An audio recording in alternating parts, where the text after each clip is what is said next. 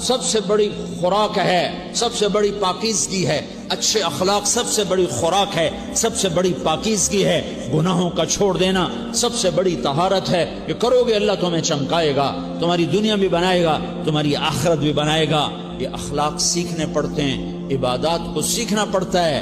اللہ کے راستے میں جاؤ، اللہ کے راستے میں پھرو، اور اپنے اخلاق بھی بناؤ، اپنا ایمان بھی بناؤ، اپنے کردار کو بھی بناؤ، اور مرتے دم تک یہ محنت کرتے رہو کرتے رہو کرتے رہو۔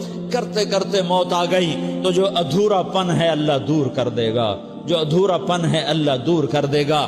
اور کوشش کرو 24 گھنٹے کی زندگی میں اس زبان پہ خیر کے سوا کچھ نہ نکلے۔